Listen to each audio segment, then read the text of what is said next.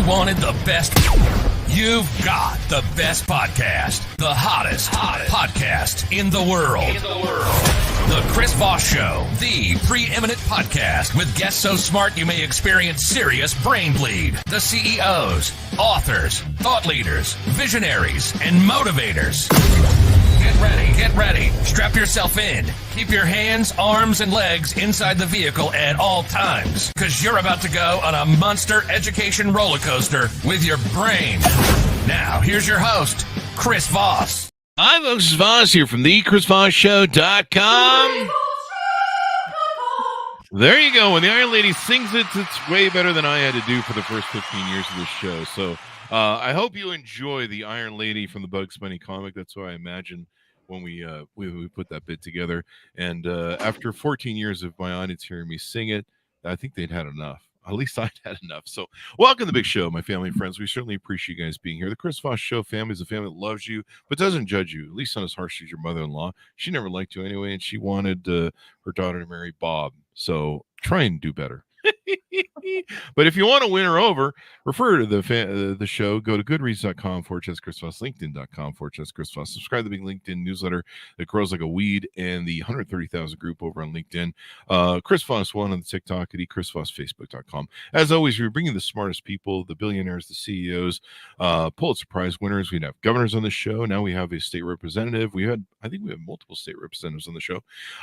You name it. We have smart people on the show that bring their ideas forward and share with you their stories of life so that you can learn and educate yourself better, because that's what our audience does. Today, we have Anita Burroughs on the show with us today. She's going to be talking to us about her experiences, some of the things she's done in life, and how she's trying to change and impact the world. She is what is referred to, or she refers to herself as the good troublemaker. I'm the bad troublemaker, by the way, but she's the good troublemaker. She's a third-term state representative from New Hampshire who entered politics with no experience in 2016. She beat the sitting Speaker of the House, who had been in office for 37 years. That's quite a feat if you understand politics and you know how people who stay in office tend to stay in office. She's known for her willingness to challenge the status quo and for her dry wit. Welcome to the show, Anita. How are you? Thanks so much for having me. I'm glad to be here. Thanks for coming. It's wonderful to have you as well. .coms, where do you want people to find you on the interwebs? Well, I have my own podcast. It's digginginnh.com. That's probably a good place to start. There you go. So give us a 30,000 overview of yourself and what you're doing there in New Hampshire. Sure. I've been in New Hampshire probably a little over 30 years.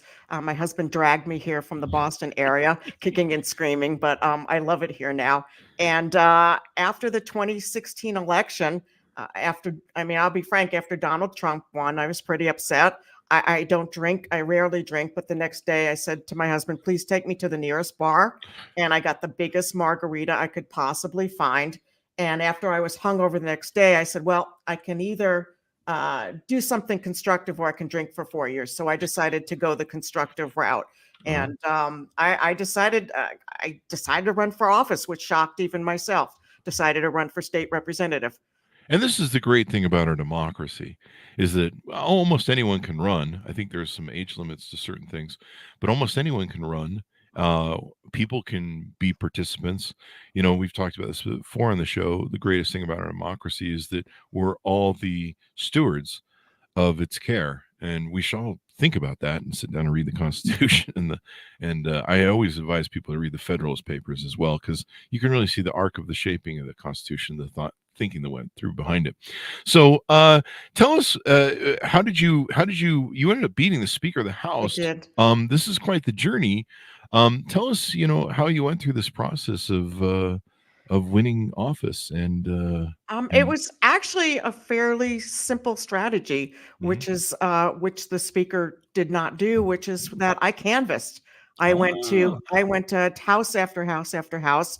I live in a small community. I don't even know exact number of people, but I canvassed every possible house I could. And when I did that, when I knocked on doors, people said, you're the first person I've ever had knock on my door in the time that I've lived here. And that's how I won.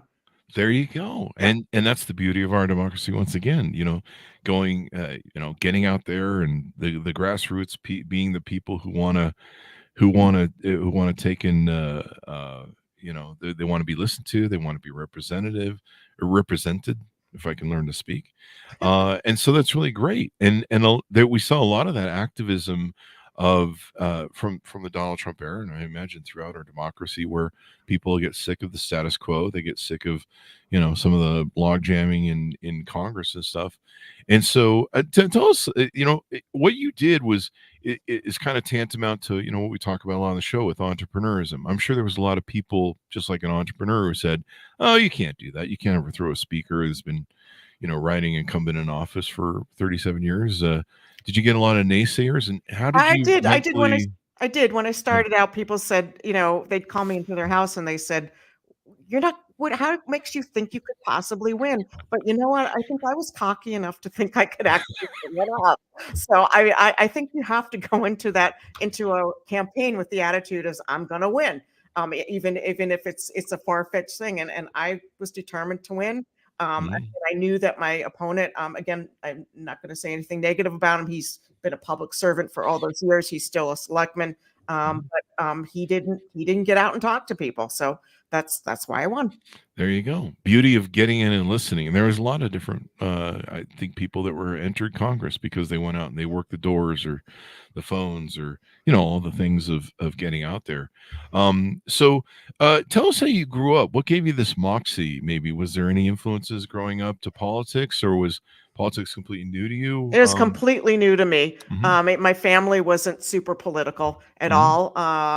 My father, maybe he had gumption. He started a jewelry manufacturing business when he went to trade school, and he built a very successful a business. So I imagine I got some of that from him. But I mean, this was just completely not in my wheelhouse. I had been a board chair for a number of organizations in okay. my community, so people did know me. Mhm, But I mean, it was crazy, yeah. And I walked into the state house the first day, and when I walked in, people were there to greet me, and they said, "Oh, you're the Dragon Slayer," which Oh, which is a little wow. nickname that I've had. And I walked in, I thought, what am I getting myself into? But um, but I find that I have a passion for it, and I really enjoy it. I mean, there are days you want to shoot yourself in the head, and there are other days that you feel like you've really accomplished something important.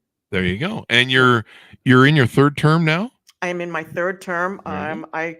I will be running again, and I decided I will stay in office until I start falling asleep during sessions, because I'm turning 70 this year. Oh, really? Well, Yeah. there you go. Yep. What are some of the things that you find rewarding? Because we want to entice people to do what you're doing. Yeah. I think we should get more normal people. I'm going to box you in as a normal person if you don't mind. I hope so. I hope But people think of me that you way. know, we need a few less billionaires Yeah. and multi-million. We need some normal people. And my understanding of reading the Federalist Papers is it was intentionally supposed to be our smartest and brightest people, not our richest people running for office, or just anybody Well, going to yeah. be off in office. That's the beauty of the New Hampshire legislator. We are the largest state legislature in the country with 400 people, Wow. and so it's a great place to try to you have a better shot at getting elected here than in other states. And plus, we have a really big salary of $100 a year, which is taxed, and we have to pay for our own badges. Wow. Yeah, Your guys' salary is $100 a year, so you're $100 a doing this year. kind of funds that you raise for the community to be elected. That's a maybe we should do that with the federal government where, That's a thought. That's a thought. But so you have 400 people who are there because they want to be there, yeah. and we increasingly have young people who have other jobs. Mhm. A guy who sits in back of me, he's now in law school, but he was able to go because he worked for Olive Garden, Oh, as a really? waiter. So it's become, it's really nice to see more people who don't have gray hair in the legislature, and people of Yeah. all walks of life and colors of the rainbow. Yeah, and I think we need to see more of that, especially I think it was Warren Buffett who joked if you want to see minimum wage or things actually get done in Congress, maybe you should put them on minimum wage too. You know? Yeah, yeah. Absolutely, They might give a absolutely. crap a little bit. They're Yeah, like, what? So, but evidently a lot of them are suffering. They're actually having to live in their offices, evidently, but between their trips to the Cayman Islands or something. I don't know. There's a lot of money in Yeah. politics, which is interesting.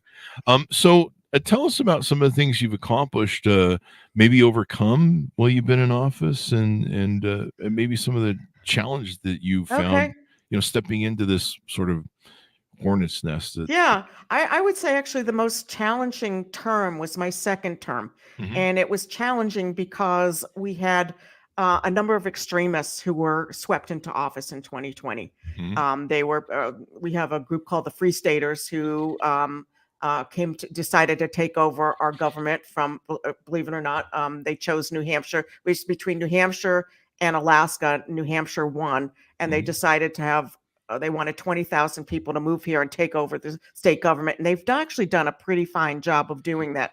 So my second term rather, was very challenging in my committee. I'm on Commerce Committee because these people basically blocked anything that we tried to do. They blocked bipartisanship.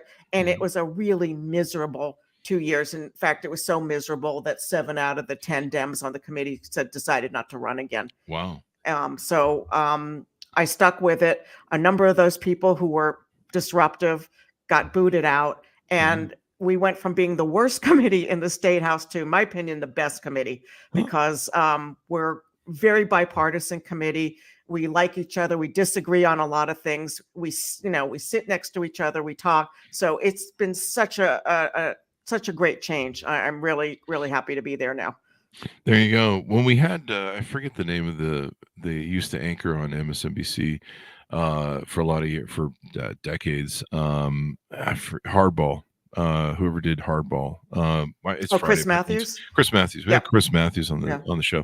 We talked about his time with Tip O'Neill, where he worked under Tip O'Neill, and they would work together. Tip O'Neill and Reagan. They didn't always seem like they were gonna get along, but they worked together and stuff. And it seems like a lot of that got lost after I can't remember who came after Tip O'Neill, but we started this sort of pathway where we can't meet in the middle, we can't agree, we can't find a way to build bridges to each other, and I think that's what dissuades a lot of the American people.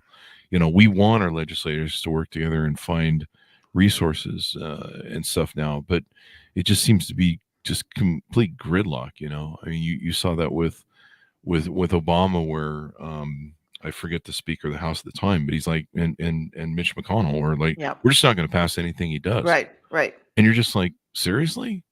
Like, not even for the good of, like if he said, we're gonna, I don't know, we're gonna make sure babies survive birth and live longer, you're gonna shoot that down? Like, what the fuck? Yeah, yeah. I'm You're glad gonna be I'm against glad that? that you can use the F word on this show. But anyway, um, yeah. I mean, my feeling is I will work with any person on the other side of the aisle if Mhm, we have an issue that we can work on. Right now, I'm one of the sponsors of a cannabis bill. We've tried to get this passed in New Hampshire for God knows how many years, and I am working with a woman who's known pretty far to the right. mhm, And it's been great working with her. I mean, mhm. we're very committed to that. She's really good at what she does. I'm learning about her, learning a lot from her. So that's what you have to do. You have to latch onto issues that you can find commonality and work together and agree to disagree on the other stuff. But we're very hopeful that we can get this passed. And I think because it's a bipartisan effort. There you go. Do you think that the way to resolve a lot of this deadlocking that we have in Congress is to bring more, I want to use the term again, normal people, average people, the common people. Yeah, no, I think Sound like an I elitist when I say yeah, that, I don't think I? I think the average person, that's a good idea, but it's also, frankly, I think we need moderate people There you who are not from either side of the aisle, go. that Mhm, they're not extremists. mhm, And we're working really hard to try to coax moderates to run. In fact, mhm, I'm part of a nonpartisan group, and we're looking for candidates from both sides of the aisle to run for some of these offices. And I yeah, frankly, I mean, my party might not be happy with me saying that. I I'm happy for anybody to win some of these seats to take them away from the extremists. I don't care which party they're from if they can knock them out. I think my audience knows this, but I've gone from being a Republican in the 90s to and 9/11 kind of woke me up to like, why does everyone in the world hate us? And I wasn't really happy with George Bush, I do Jr. Or I'm sorry, the presidency of Dick Cheney. Jokes there. And then I moved to becoming a Democrat, a liberal, and now I'm a moderate Democrat. And I think I like where I'm at right now because I can see both sides. I can sit down and look at the arguments on both sides, and I can say, okay, I see what this person is trying to do. I'm very against the extremists of both parties. I'm very hard on the extreme left as a Democrat, but I'm also very hard on the extreme right. And I think, like you say, these are the people that are making things awful, that are trying to drive everyone apart. They can't meet in the middle. But I've gotten good at being able to sit down and look at both sides and say, okay, well, I see what they're trying to accomplish, and I see what we're trying to accomplish, and maybe we're just not going about it the right way, Right. and maybe we can find a way to mix and match, and there has to be compromise. Right. No one can in any community. Let me tell you about a small thing that happened to make the bipartisanship happen. And it's such a simple thing. The term I told you about that was awful. We were seated on separate sides of the room. It was like the Roman Colosseum. Yeah. Who was gonna kill the other person. And in fact, I can say this now. My mother-in-law can rest in peace. But I said to the group, they were roll their eyes at us and make hand gestures. And I'm not saying that nobody on our side ever did it. And I finally one day I said, if I wanted to be treated this way, I'd go visit my mother-in-law. Oh, and they were taken aback that I said it. But I think it kind of brought the point home. But I guess where I'm getting to is this year the chair decided to intersperse us. And I ended up sitting next to somebody that, frankly, the term before, I couldn't stand. And I love this guy now. I mean, we've talked, we got to know each other. He's got a great sense of humor, and we find commonality. And that, it's talking to each other and sitting next to each other. Yeah. That makes a huge difference. And getting probably to know each other. Like, everyone's got a family. Everyone's got a husband or wife or kids. They care about the future of their children. That's probably usually a lot of their motivational interest is creating a better future for where we're going. And I think you're right. We need to bring more moderate people. What would you say or encourage people that are like, I hear a lot of people say that they're like, oh, I'd never want to go do that. It's just so toxic. And what would you say that would encourage people to get more involved and care? One thing I'd like to invite people to come down to Concord, where our legislature is, sit in on a committee and see what it's like, and see some of the bills that we pass that make a difference in people's lives. And I think the rule of thumb: never ask somebody to run for office first meeting. Ask them on the 5th time that you talk to them. So you just kind of bring them in unsuspectingly, then you ask them. But I think coming down to Concord, people say, I mean, I remember I was brought down from somebody who was a mentor to me, and I had this idea in my head that the people in Concord were just not very bright. And I was stunned. I went to a couple of hearings. I was like, these people are really smart, and they know what they're doing, and they're really dedicated. So that really encouraged me to follow this path. Yeah, everybody has to make compromises and settle. I mean, it's any community in a relationship. You have to make you can't just go, it's my way or the highway. Whether it's a personal relationship. If you try and do that in your marriage, have fun with that. Right. I did. It didn't work, but we're doing well now. It's been 30 years. There you go. Somebody figured out the compromise. Yeah. Right? It was good. And so we have to do those human beings in our society, our communities, and work together. And sometimes things work out really great. And even though maybe one side opposes it, one of the things that's really helped me in a lot of conversations that I have with people now, if they want to have politic discussions with me, is I say, okay, we'll have a discussion about topics and ideas, but we're going to lay a foundation here. You and I aren't Republicans and Democrats. We're Americans. Okay. The Constitution is the foundation of what we are. We are both Americans, fuck the Democrats, fuck the Mhm. Republicans in our little argument we're going to have. This isn't about teams. We are on Team America. And laying that foundation seems to make a difference in the conversations I have, because I can always bring it back to, wait a second, we're both Americans. We're here to do what's good for each other.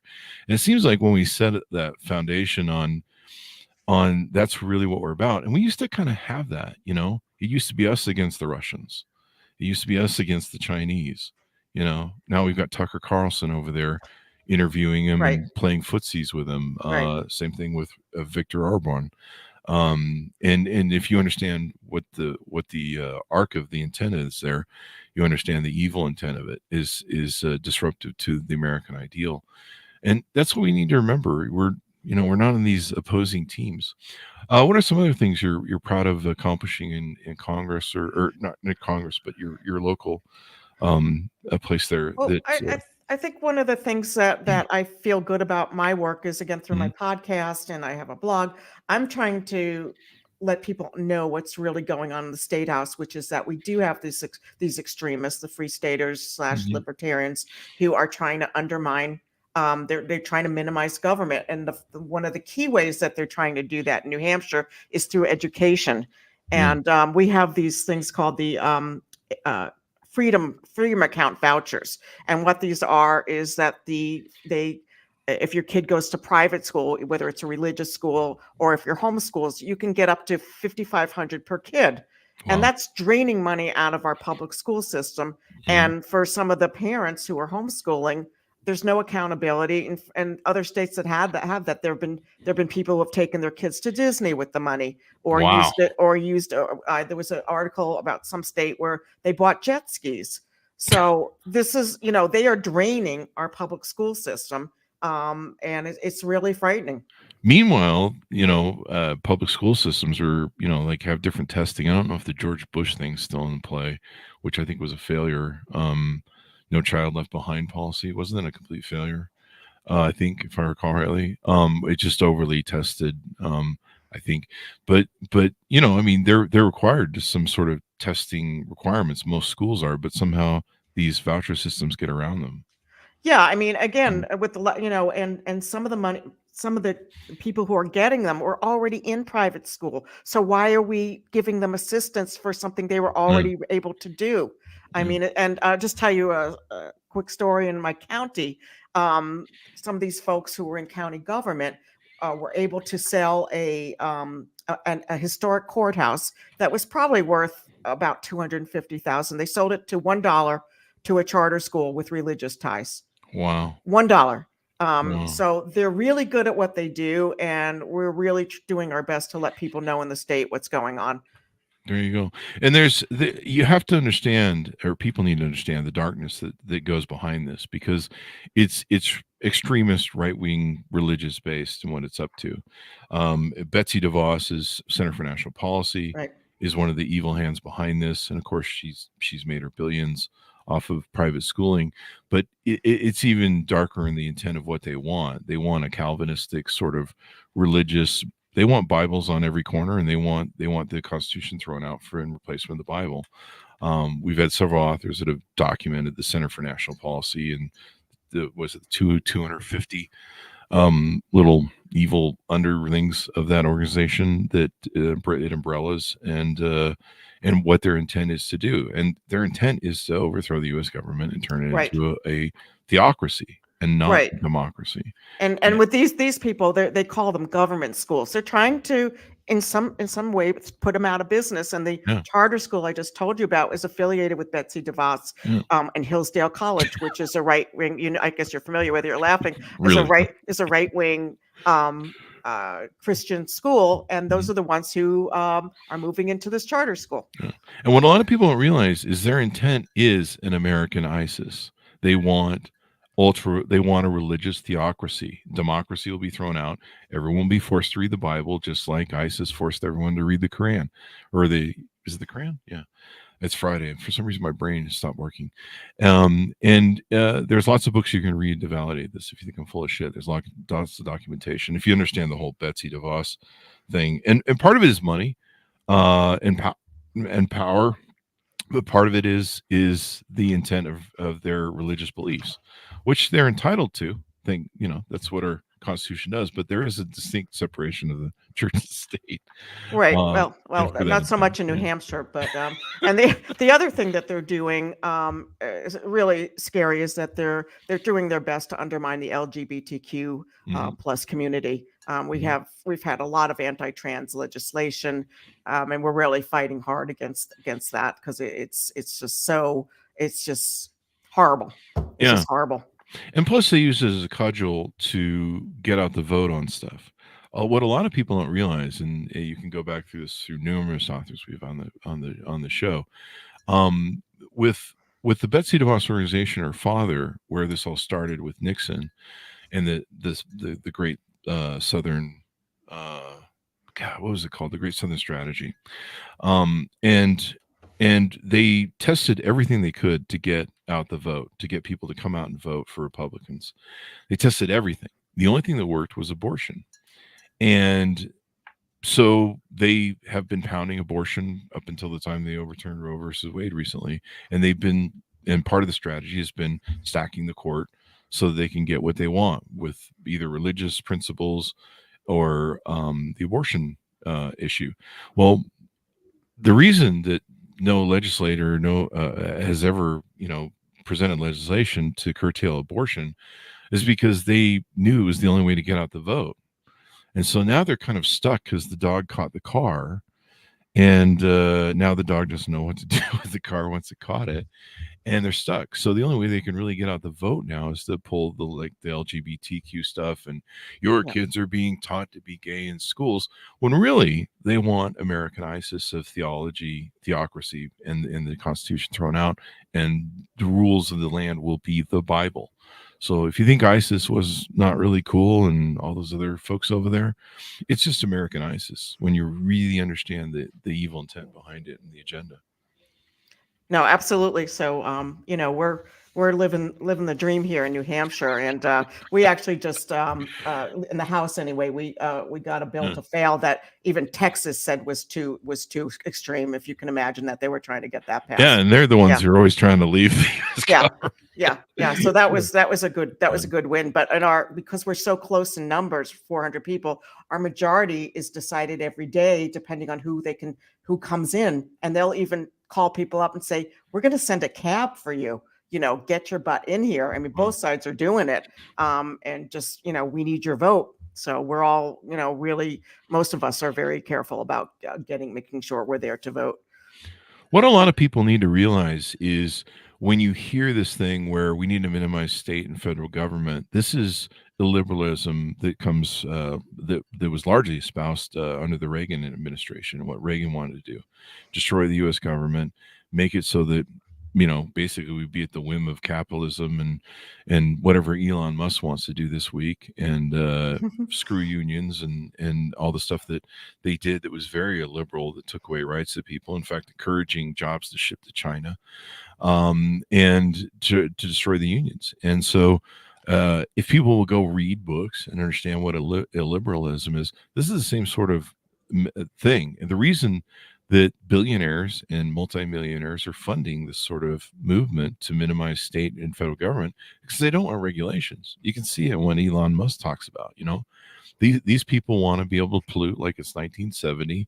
They want to be able to not have any worker restrictions. They don't want to have federal oversight of any kind whatsoever. And what you have to understand is most of them are globalists, like Elon Musk. Most of the billionaires and multimillionaires that back the Federal Society and all these different things, they want to be able to do what they want, regulation free. And so their move to minimize state and federal government and the nuances that they make and the talking points, there really is an evil intent behind it, because they don't want you to have rights. They want a docile environment like they get in Vietnam, or like they get in China, or like they get in Philippines, or any other country around the world, where they can have a wink and nod, shake your hand, pay you in the back pocket sort of experience. They want America to be as pliable as they can do in their globalist society in other countries.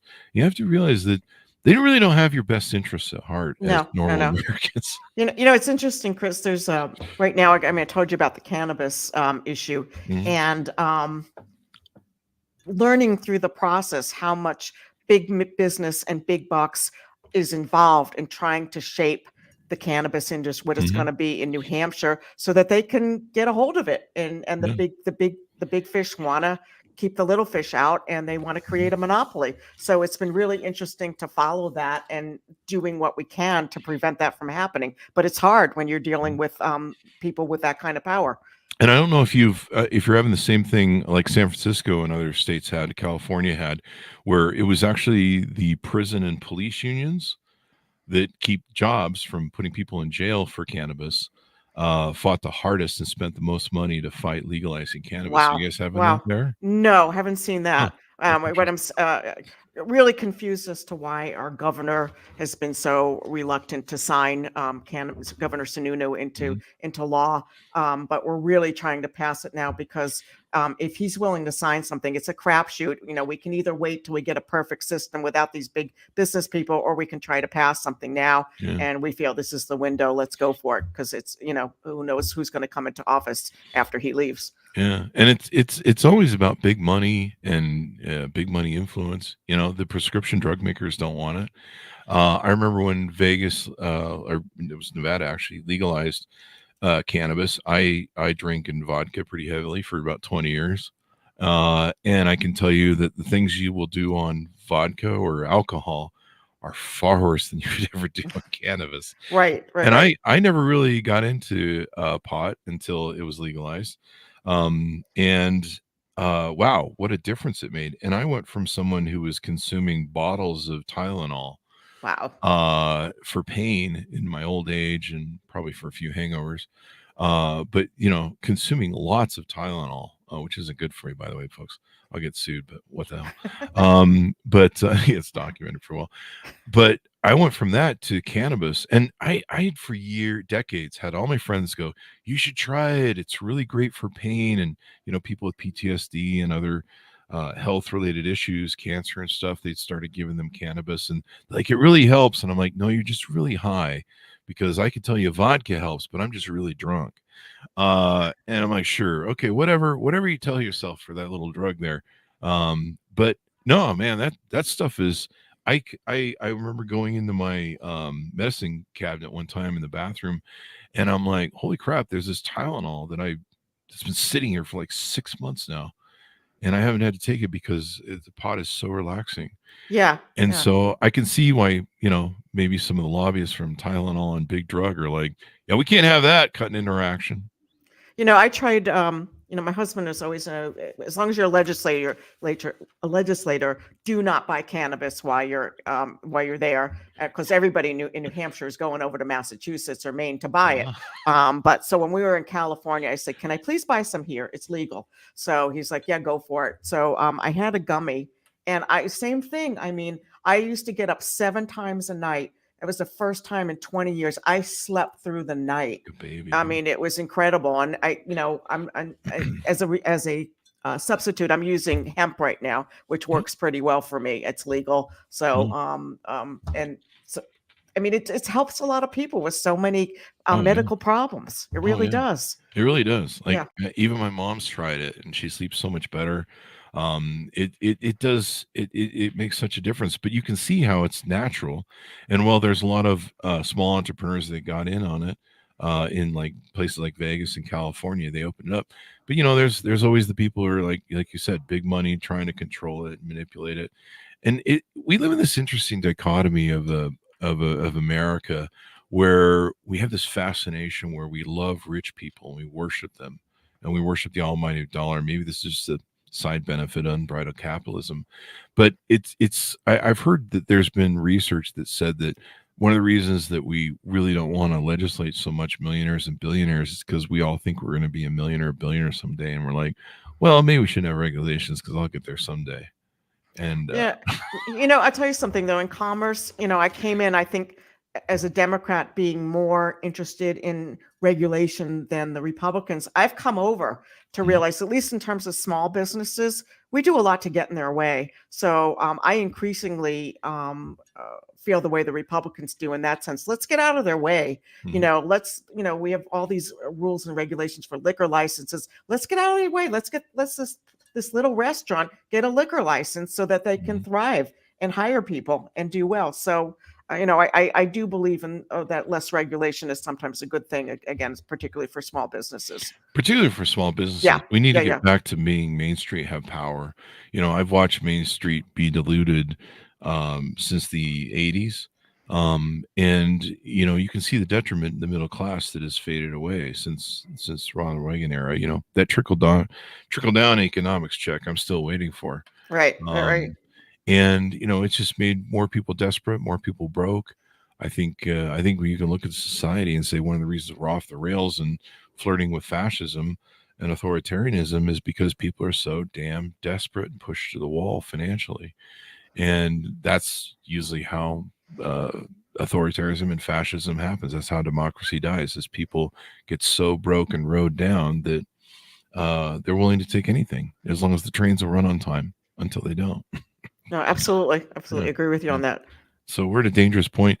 I like what's going on in state legislatures. State legislatures seem to be at least more grounded what's going on a federal level. I think, correct me if I'm wrong, but at the federal level, we have these performative sort of people that they're not really interested in legislating. If you look at what they actually put forward for bills and legislature, they don't do anything. There seems to be these people that do performative stunts on social media, and when the cameras are rolling, they're acting up, and they do it to bring in donor money. They especially with these small funders. I didn't realize it until recently. I heard someone say it. I think it was on Bill Maher show. They said the reason they act that way is because of the new advent of small donor money, and so they're literally getting, by doing these performative stunts, they can get all the crazy people that are small donors that are kind of on the extremes, will flood them with money.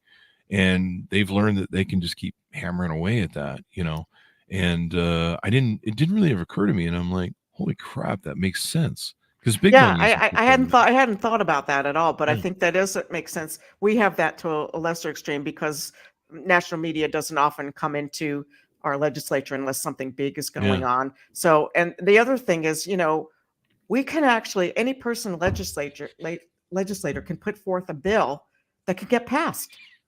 That can get passed, and it's a pretty cool thing. Yeah, and so I guess what I was setting up was, I think you'd agree with me that the sanity seems to be a little bit more at the state level, and people shouldn't be dissuaded from getting involved in government based upon some of the craziness at the federal level. Don't assume it's all sane, because we had two bills on kangaroos, one to allow them as pet kangaroos and the other to allow us to serve them as meat. So, and we had somebody put forth a 15-day abortion ban. You don't even know if you're pregnant at 15 weeks, it's 15 days. So it basically is banning sex. So, we get a lot of crazy stuff. I mean, there are some people probably that support that should be banned for sex so they don't breed, but that's a joke I always use. I think that's true. That's a good idea. I've been known to tell people directly to their face, you really shouldn't breed. But I think you're going to take care of that on your own, the way you behave. You should be in the legislature. You're perfect for it. Yeah, I don't know. I'd probably resolve to violence and get arrested, and I would probably break down eventually. So I'll leave it to people like you with better moxie and better backbone, because I don't know. I love people that do things for the public good, like police officers and firemen and educators and stuff. My mom and sister were teachers, but I'd have trouble with it. I'm one of those people that I'd end up being a bad cop, because it would just taint me eventually, and I'd just go rogue. And then, the office, my sergeant would call me in and be like, this is the third pedophile who hasn't made it back to the somehow ended up in the drink and with a bullet in his head. God. And I just misfired. He's like, it's the third one this week, Chris. And I'm like, well, I did catch him. I think it's good that you're not in law enforcement. I agree with you. I know where I do. Okay. I know I'm not. I'll stick to podcasting. I can't get in much trouble. You're good at that. Yeah.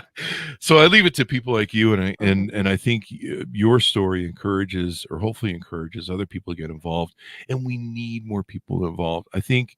Correct me if I'm wrong, or feel free to give your spiel on this, but I think one of the reasons that there's so much toxicity thrown up in the performative crap is to dissuade normal, sane people from getting involved in politics and tuning out. And that way, a very small electorate, a very small group of special interests can control elections. And we see that now. I mean, I really would love for us to have a law like I think Iceland or Greenland and other countries where you have to show up and vote. It's a law. They'll throw you in jail if you don't vote. And I think everyone should be forced to be involved and vote, especially as lazy as Americans are, me being one of them. So, I mean, don't get dissuaded from the ugliness of politics. Get involved, because the reason it's probably ugly is because not enough people are caring, I guess. Yeah, and as I said, a state like New Hampshire, you can really make positive changes if you're willing to do the work. Yeah. And that's the beauty of our democracy, the power of the states versus the power of the federal government, and the balance that it gives to each other. A lot of people don't understand, one of the things that saved our most recent election was the fact that the Madison and a lot of the other people who designed this realized that there could be a chance to seize power if voting was controlled by the federal government. And so they gave the power to the states. So the states had the ability to control it. And a lot of people don't realize that made a difference in 2020 in trying to seize an election. So the importance of the states being there are I don't know, you could probably say almost more important than the federal government. There's a balance there, which is kind of interesting. Well, we can mitigate some of the damage that's being done in Washington. That's how I look at it. There you go. Yeah. And states tend to be the leaders on things with, Absolutely. pot, gay Absolutely. marriage, and a lot of the things. They tend to be the ones that seem to be more of a reflection of what the populace is thinking. And then once they move in enough mass, it seems like SCOTUS decides to agree when it's not stacked. Well, I think the biggest challenge for us right now, I'm sure across the country, is getting young people out to vote. Because a lot of, I remember, forget what year it is, people said, I'm only coming out to vote to legalize weed. And it was like, really? That's all you care about? I mean, yeah, it's nice to have, but there's a lot more going on. Oh yeah. And I think people need to realize the intent is there are a lot of people that don't want you involved, that don't want you knowing what's going on, that don't want you to care. They want you to give up and go home so that they can run your democracy. And it's very dangerous when a very small group of people that aren't the most popular, we've seen this in the recent years, going back to Al Gore, where the will of certain voters that can stack the specialists of the Electoral College can game it and override the popular vote of the will of the people. Here in Utah, where I'm visiting right now, I think about 5 years ago they legalized marijuana by popular vote of the people, and the Republican legislature says no. Screw that. We're going to override the will of the people and do what we want to do. And there's still, I think there's barely a medical marijuana thing that's been available. It never was intended like it, it was in like Las Vegas, where I don't think it was fully recreational. You would still have to go through a doctor, like California used to be for a long time. But, it's really important that people get involved, because if you don't care, evil people can win. And the intent of the Electoral College and the gaming of it is also what we talked about earlier with the Betsy DeVos and the Center for National Policy. That was their ideal. They realized a long time ago in the 70s with Nixon that why bother winning all the states? You just have to game the Electoral College.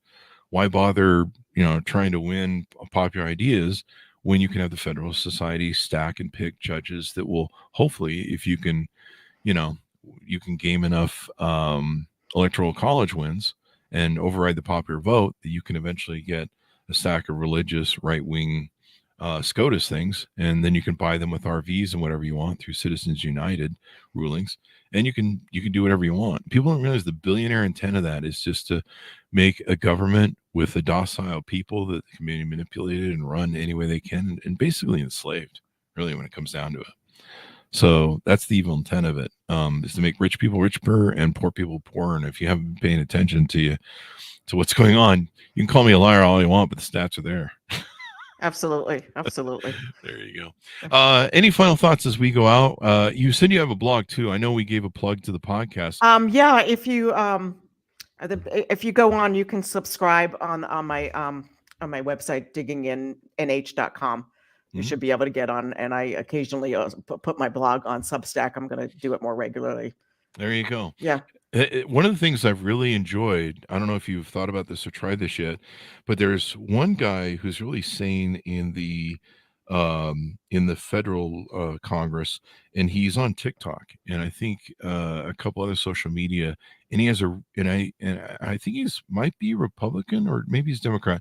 I don't know. That's kind of the interesting way of he delivers it, but he delivers a straight talk, very calm, very factual. He's not ranting and trying to raise up the thing, and he does it on TikTok, and he does a really good job of That's it. awesome. Yeah, I'd love to see that. Yeah. And my just on my podcast, I tend to be pretty level-headed during when I'm interviewing something, but I also have a segment called the New Hampshire Putts of the Week, political putts of the week, and that's when I rant. There you go. That's where I Uh, rant. I think it's Representative Jeff Jackson. I think I've Um, heard that name. I think I have heard that name. yeah, it is. Yeah, It's Representative Jeff yeah, write Jackson, that down. and he gets on there and he talks to you in a way that you want your Congress people to talk to Yeah, you. And he talks very calm, and he goes, let me explain to you, and he tries to cut everything down to the simplest of terms of what's going on, and he tries to be as honest, I think, as he comes across as honest, and it's just so refreshing to watch his stuff. I mean, I think there's some other people that are starting to do that in the federal Congress, and TikTok is such a great place to reach out to those young voters like you talked about. But just seeing someone have that sane conversation. I actually even saw Senator Markey on TikTok, who's from Massachusetts. Mhm. He's even older than me, which is old. And he did a great job on that. So Yeah. it's a great venue. In fact, we had the governor of Massachusetts on, who's one of the most, who I'm not sure if he's still in office, one of the most popular governors in the nation, Republican Governor Charlie Baker. No, he's not in office anymore. Yeah, I think he's on. There's a woman who's Yeah. governor now. Yeah, but one of his things was trying to be bipartisan, trying to get along, and I think he was voted one of the most popular governors at the time. Yeah. And so just we need more people that are saying in the thing. We need more people that care, because they want you to give up, folks. They want you to turn a blind eye so that people can just control and do what they want. And we're all stewards of this democracy. You guys have heard me say this before. We are all stewards. It's each of our responsibility. Right. You're given the power to vote for a reason, because it's your democracy too. And once people convince you that it's not your democracy, you're not going to like how it turns out. It never ends well. So there. You know what, Chris, a really good way for people to start out if they think they want to get involved is run for local office, run for selectmen, get on your library board Mhm. where they're doing crazy thing trying to ban books, selectmen, planning board. Go do that. It's a Mhm. great way to start out, and then you can move on if you're enjoying it.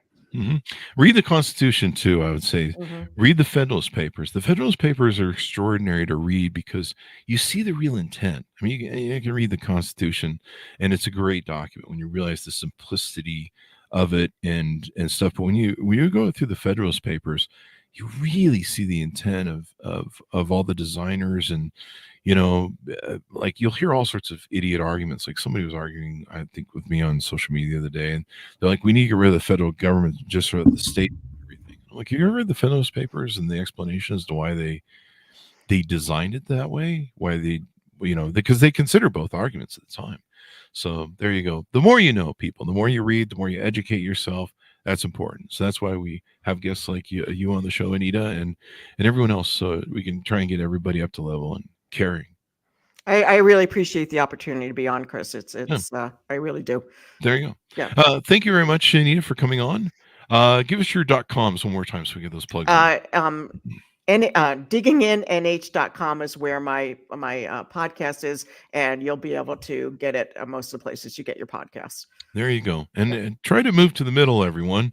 Try and figure out how we can all get along. As we can quote the famous guy says, why can't we all get along? There you go. Thanks so much for tuning in. Go to goodreads.com/Chris Voss, LinkedIn.com/Chris Voss. Chris Voss, one of the TikTokity, and all those great places on the internet. Thanks for tuning in. Be good to each other. Stay safe. And we'll see you next time.